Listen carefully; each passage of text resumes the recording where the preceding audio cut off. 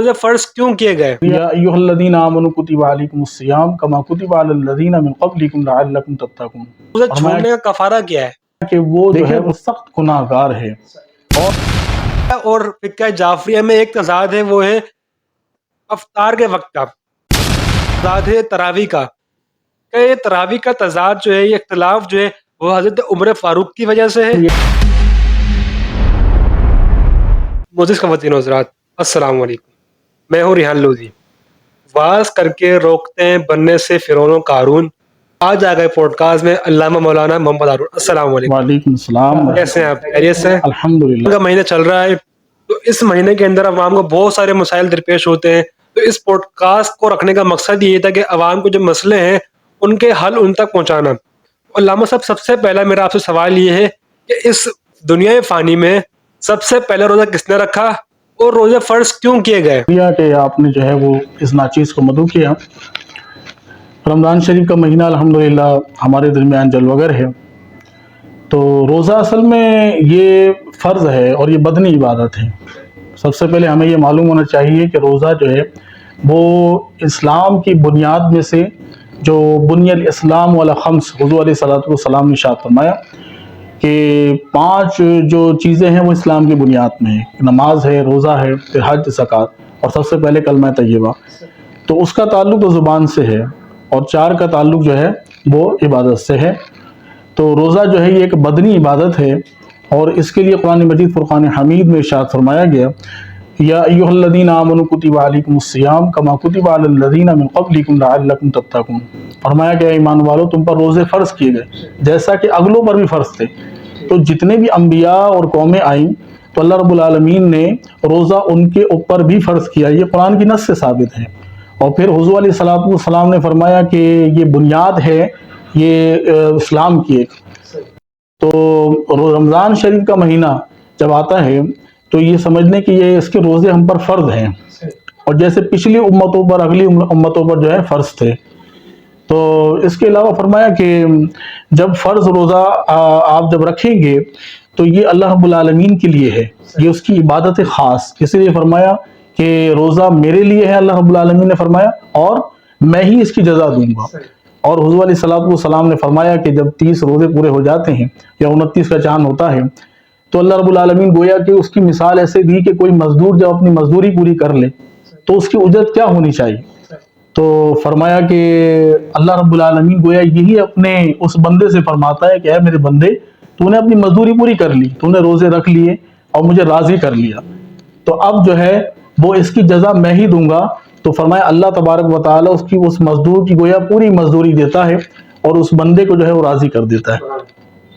اچھا علامہ صاحب، آپ نے بھی بتایا کہ قرآن مجید میں ارشاد ہے کہ تم سے پہلے قوموں پر بھی جو ہے روزے فرض کیے گئے تھے تاکہ تم پرہیزگار بنو۔ تو میرا سوال یہ کہ جو ہم سے پہلے والی قوم تھی، ان کے پاس بھی کیا اس طرح کے رمضان کا مہینہ ہوتا تھا روزے رکھنے کے لیے؟ اس کا الگ کوئی ان کے پاس روزے کے رکھنے کا کوئی دنوں ایام؟ جی بالکل ایسا ہے۔ اسلامی جو مہینے تھے ان کے ہاں بھی حرمت والے مہینے جیسے مانے جاتے تھے پہلے، جیسے حضور علیہ السلام کی بعثت سے پہلے بھی تو اہل عرب جو ہے وہ 4 مہینوں کا تقدس جو ہے وہ رکھتے تھے۔ تو ایک تو رجب، اور دوسرا ذیقعد، ذی الحج، اور پھر محرم۔ فرمایا ان 4 مہینوں میں جو ہے وہ کوئی قتل نہیں کرتے تھے، اپنے جو ہتھیار تھے، اپنا جو اسلحہ تھا وہ اپنے میانوں میں رکھ لیا کرتے تھے۔ تو اس سے معلوم یہ ہوتا کہ پہلے بھی جو ہے وہ مہینوں کا جو تقدس تھا وہ تھا۔ تو اس کے علاوہ اور پھر فرمایا کہ جو روزے آپ نے فرمایا تو روزے جو ہے اگلی امتوں پہ فرض کیے گئے، یعنی ان کی امتوں پہ بھی فرض تھے۔ تو اب یہ تعین جو ہے رمضان کا بھی نہیں ہو سکتا کہ ان کے اوپر رمضان کے روزے فرض تھے، یہ اس امت کے لیے خاص ہے۔ تو ان کے لیے مختلف اوقات، مختلف دن جو ہے مقرر تھے، تو ان کا معاملہ ایک جداگانہ تھا۔ لیکن یہ رمضان شریف کا جو مہینہ ہے یہ حضور علیہ السلام کے صدقے اور خاص آپ کی امت پر اللہ کا ایک انعام ہے۔ رمضان کے مہینے روزے جو تھے فرض ہوئے 2 ہجری مطابق میں، جی تو اس سے پہلے جو مسلمان جو روزہ رکھ کرتے تھے وہ کون سے روزے رکھتے تھے؟ وہ کوئی فرض تھے؟ کون سے روزے تھے وہ ویسے؟ دیکھیں آپ، کبھی میں نے آپ سے یہ بتایا کہ یہ پہلے جو ہے نا امتوں پر فرض ہی تھے یہ روزے بھی، جیسے قرآن کی نص سے ثابت ہو رہا ہے، ٹھیک ہے نا۔ تو اب مختلف اوقات میں فرض تھے، وہ ایام تھے مختلف، ٹھیک ہے نا۔ جیسے حرمت والے مہینے ہیں اس کے اندر تو وہ جو بھی مطلب یہ گنتی ان کے اوپر نہیں تھی، اس طرح ہمیں ایک گنتی کے طور پہ ہمیں دے دیے گئے کہ ایام معدودات، قرآن نے کہا یہ گنتی کے دن ہیں، تو اس کو فمن کان منکم مریضا او علی سفر، جس طرح آگے کی آیت ہے کہ جو سفر میں ہو، جو بیمار ہو، جو وہ اس کو رخصت ہے اور وہ پھر بعد میں اس کی جو ہے وہ گنتی پوری کر لے۔ رمضان کے مہینے کے اندر کافی لوگ ہوتے ہیں جو روزے نہیں رکھتے، تو روزے چھوڑنے کا کفارہ کیا ہے؟ دیکھیں روزہ جان بوجھ کر چھوڑنا، اگر جان بوجھ کر ایک شخص روزہ چھوڑتا ہے تو فرمایا کہ وہ جو ہے وہ سخت گناہ گار ہے۔ اور حضور علیہ الصلوۃ والسلام کی حدیث مبارکہ ہے کہ حضرت امام مالک جو ہے وہ فرماتے ہیں کہ ایک دفعہ حضور علیہ الصلوۃ والسلام جو ہے وہ ممبر پہ جلوہ گر ہوئے، اور کئی صحابہ نے اس کو حدیث کو روایت کیا، اور آپ نے فرمایا کہ آمین، جب پہلی سیڑھی پہ آپ نے قدم رکھا آمین، تو دوسری سیڑھی پہ قدم رکھا آمین، اور تیسری پہ قدم رکھا فرمایا آمین۔ تو ایک جو ہے سیڑھی پہ قدم رکھنے کا یہاں مختصر میں آپ کو بتا رہا ہوں، تینوں کا الگ الگ جو ہے وہ حکمت تھی۔ تو پہلی سیڑھی کا جو قدم رکھنے کا معاملہ تھا، تو حضور علیہ الصلوۃ والسلام، صحابہ دیکھیں اگر پوچھتے نہیں تو ہمیں کیسے پتہ لگتا، تو صحابہ کا پوچھنا بھی جو ہے وہ اس میں حکمت تھا، تعلیم امت تھا۔ تو اس کے علاوہ جب صحابہ نے اس معاملے کے بعد حضور علیہ الصلوۃ والسلام سے پوچھا یا رسول اللہ آج جو ہے وہ عجیب معاملہ دیکھا کہ آپ ممبر کی سیڑھی پہ قدم رکھتے ہیں اور کہتے ہیں آمین، تو یہ کیا تھا؟ فرمایا اے میرے صحابہ، جبریل ابھی میرے پاس آئے تھے اور انہوں نے مجھے یہ کہا کہ یا رسول اللہ کہ یہ رمضان شریف کا مہینہ جو شخص پائے اور اس کے روزے نہ رکھے وہ ہلاک ہو جائے، تو میں نے کہا آمین۔ تو آپ اندازہ لگائیے کہ اگر جو شخص اس کے روزے یعنی کہ اس کی فرضیت کا اگر انکار کرے گا تو وہ کفر تک چلا جاتا ہے۔ مطلب فقہ حنفیہ اور فقہ جعفریہ میں ایک تضاد ہے، وہ ہے افطار کے وقت کا۔ اب افطار کرنے کا وقت کون سا زیادہ بہتر ہے، اذان سے پہلے کا یا اذان کے بعد کا؟ روزہ جو ہے نا وہ صبح صادق سے لے کے غروب آفتاب کا ہے، اور احناف کی جو دلیل ہے نا وہ قوی ہے، اور فقہ جعفریہ میں یہ لوگ جو ہے اپنا ایک انہوں نے جو ان کے اکابرین ہیں انہوں نے کہا کہ 5 منٹ 10 منٹ اور بعض اوقات تو 1 گھنٹہ 2 گھنٹہ جو ہے نا وہ لیٹ کھولا جاتا ہے ان کا روزہ۔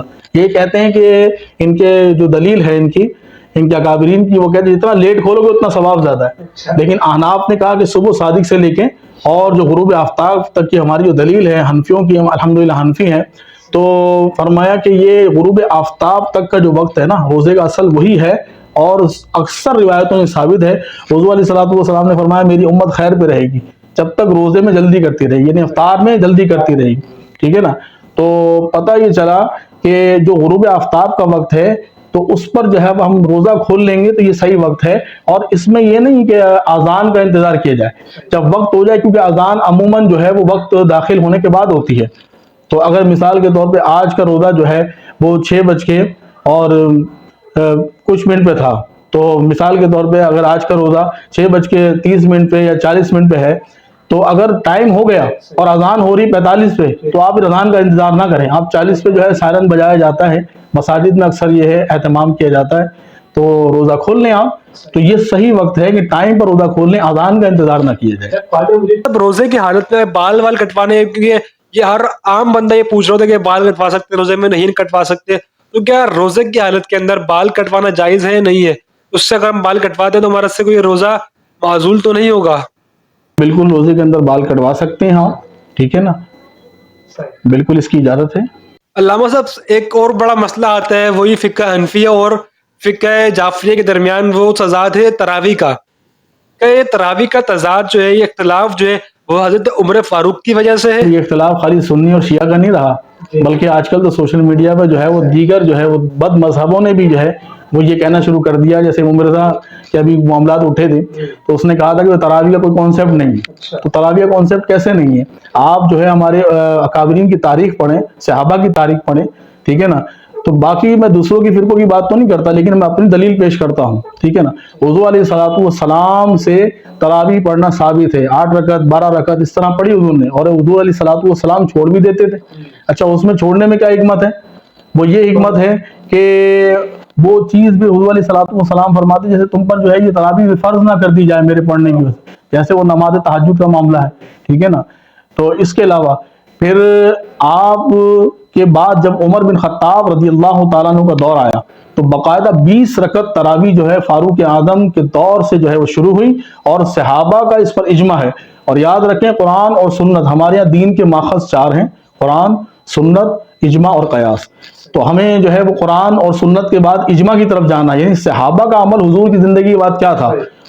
صحابہ نے جو براہ راست دین پایا ہے حضور علیہ السلام سے، اور اس لیے حضور نے فرمایا کہ یہ جو میرے صحابہ ہیں، اصحابی کالنجوم بأیہم اقتدیتم اہتدیتم، یہ جو ہے وہ آسمان کے ستاروں کی مانند ہے، تو جس کی پیروی کرو گے جو ہے وہ راہ راست پر رہو گے، بھلائی پا جاؤ گے. تو معلوم یہ ہوا کہ اگر فاروق اعظم رضی اللہ تعالیٰ کے دور سے 20 رکعت تراویح شروع ہوئی ہے تو وہ آج تک قائم ہے، اور یہ ہمارے احناف کے یہاں یہ دلائل جو ہے موجود ہیں اس پر باقاعدہ. لوگ اعتراض کرتے ہیں تراویح کہاں سے ثابت ہے تراویح. اچھا چلیں ٹھیک ہے، اگر یہ دین کی طرف جو ہے نا ایک میں جنرل بات کرتا ہوں کہ رمضان شریف میں آپ کو سمجھانے کے لیے کہ رمضان شریف میں حضور علیہ السلام نے فرمایا کہ نفل کا ثواب جو ہے فرض تک کر دیا جاتا ہے. ٹھیک ہے، اگر راتوں کو قیام کرنا، فرمایا کہ اسی راتوں کو قیام کرو، تو قیام میں امت کی اصلاح کے لیے گویا کہ 20 رکعت تراویح اگر پڑھ کر لوگ جا کے آرام کریں، پھر نماز تہجد کا اہتمام کریں. اب پوری رات اگر لوگوں کو کیسے معلوم ہوتا کتنی رکعت پڑھنی کیسے نہیں پڑھنی؟ پھر قرآن پڑھا جاتا ہے، قرآن نازل ہوا. سب سے بڑی بات یہ تراویح میں قرآن کا ختم قرآن ہوتا ہے، اور قاری قرآن جو ہے وہ تلاوت کرتا ہے اور 20 رکعتیں مکمل کرتا ہے. تو اس میں امت کا ہی فائدہ ہے کہ دیکھیں 20 رکعت تراویح اس نے پڑھی تو یہ گویا کہ اس نے کتنا ثواب پا لیا رمضان شریف. تو یہ سب جو ہے وہ امت کی تعلیم اور امت کی بہتری کے لیے ہے. تو اس کو بس ایک سمجھنے کی بات ہے، باقی جو ہے اختلافات جو ہے وہ شروع سے چلے آ رہے ہیں اور ابھی تک لوگوں کے جاری ہیں. تراویح پڑھا رہا ہوتا ہے کہ امام کے پیچھے اگر ہم چاہیں موبائل نکالیں اور اس میں سے قرآن پاک کی ایپ نکال کے اس میں سے تب قرآن پاک کو پڑھتے رہے اس کے امام کے پیچھے پیچھے مقتدی، کیا ایسا کرنا جائز ہے تراویح کے دوران؟ دیکھیں کہ سب سے بڑی بات یہ ہے کہ ہمارے حناف کے یہاں نزدیک جو ہے وہ فتویٰ ہے، اور حنفیوں کے نزدیک کہ امام کی قرات مقتدی کی قرات، ٹھیک ہے نا. اور دوسرا یہ کہ وہ موبائل نکال کر کے اور قرآن کو دیکھے گا تو اس میں جو ہے عمل قلیل اور عمل جو ہے وہ کثیر کا بڑا معاملہ آ جائے گا. کہ وہ عمل قلیل کیا، تو آپ کو پتہ ہے کہ نماز جو ہے عمل قلیل سے نہیں جاتی، لیکن عمل کثیر یعنی کہ وہ مسلسل اس میں موبائل میں دیکھ رہا ہے اور پھر اس میں کال بھی آ جاتی، کچھ آ جاتے ہیں، معاملات بہت سارے ایسے ہیں، ٹھیک ہے نا، اسی دوران. تو پھر اس لیے علماء نے جو ہے اس پہ سخت گرفتی اور فرمایا کہ اس طرح امام کے پیچھے کھڑے ہوں تو بس. اور دوسری بات یہ ہے کہ وَإِذَا قَرَأْتَ الْقُرْآنَ فَاسْتَعِذْ بِاللَّهِ مِنَ الشَّيْطَانِ الرَّجِيمِ، ٹھیک ہے نا، کہ فرمایا کہ جب تم قرآن سنو تو قرآن پڑھو تو اعوذ باللہ من الشیطان الرجیم، کہ شیطان سے اللہ کی پناہ مانگ لیا کرو، ٹھیک ہے نا. تو اب یہاں پر فرمایا کہ جب ہم ساری چیزوں کے بعد یعنی کہ ہم عبادت کے لیے آئے ہیں تو ہم نے اگر قرآن موبائل میں پڑھنا تو گھر بیٹھ کے ہی پڑھ سکتے ہیں، تو تراویح کا ثواب کدھر گیا؟ تو بہرحال اس میں جو معاملات ہیں یہ ایسا نہیں کرنا چاہیے. امام کی قرات، جب تک امام قرات کر رہا ہے قرآن سنیں، اس لیے کہ جب قرآن پڑھا جائے تو اس کو بغور سنو، اللہ تم پر رحم کرے. اچھا علامہ صاحب، اگر کسی امام کو کوئی ایکسیڈنٹ ہو گیا ہے، کوئی اور مسئلہ ہو گیا، وہ اگر بیٹھ کر نماز پڑھانا چاہ رہے ہیں، کیا امام مسجد بیٹھ کر نماز پڑھا سکتا ہے؟ نہیں، امام مسجد جو ہے وہ بیٹھ کر تراویح نہیں پڑھا سکتا، اس لیے کہ مقتدیوں کی جماعت جب وہ پیچھے قیام میں کھڑی ہے تو اگر امام کا کوئی عذر ہے تو وہ جو ہے بیٹھ کے پیچھے تراویح پڑھ لے گا، لیکن امامت کے منصب پہ جو ہے وہ بیٹھ کر نہیں کر سکتا. میرا سوال یہ تھا ہم سے کہ روزے کی حالت کے اندر جو ہے ناخون کاٹنا، برش کرتا ہے اس میں جو خون نکلتا ہے، اس سے کچھ روزے کو فرق پڑتا ہے یا نہیں پڑتا؟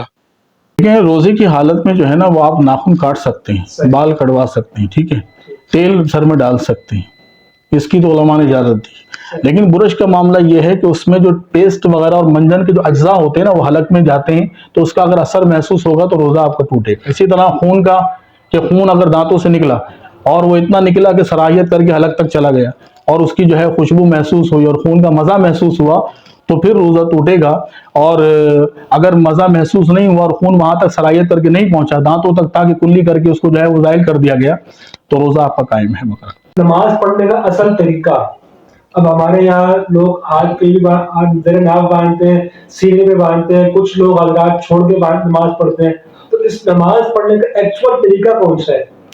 دیکھیں نماز پڑھنے کا جو ہمارے یہاں، پھر وہی بات کہوں گا میں کہ حناف کی جو دلیلیں ہیں وہ قوی ہیں، ٹھیک ہے نا. دیگر جو ہے ہمارے ائمہ ان کے جو دلائل کی بنسبت، تو امام اعظم ابو حنیفہ رحمۃ اللہ تعالیٰ علیہ کی جو دلیل ہے وہ حضرت عبداللہ ابن مسعود رضی اللہ تعالیٰ عنہ کی دلیل سے جو ہے آپ نے اس کو روایت کیا، اور آپ نے فرمایا کہ حضور علیہ السلام جب آپ نماز پڑھتے، عبداللہ ابن مسعود اتنے جلیل القدر صحابی ہیں کہ پہلی سب میں نماز پڑھتے حضور کے پیچھے، تو ایک تو آپ نے یہ نشاندہی کی کہ حضور علیہ الصلوۃ والسلام نے تکبیر کے علاوہ ہاتھ نہیں اٹھائے، نہ تو رفع دین کیا، ٹھیک ہے نا، اور دوسرا یہ کہ حضور علیہ الصلوۃ والسلام، یہ صحابہ ایسے تھے کہ حضور کو براہ راست دیکھتے تھے حضور کے عمل کو، تو حضور علیہ الصلوۃ والسلام نے جو ہے وہ ناف پہ ہاتھ باندھے، اور یہی جو ہے اہل سنت والجماعت کا طریقہ ہے۔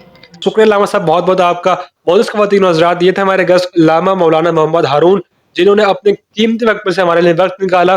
ہم نے اس پوڈ کاسٹ کے ذریعے کوشش کی کہ آپ کے درمیان آپ کو تمام تر وہ مسائل سے آگاہ کریں جو عوام الناس کو مسئلے ہوتے ہیں۔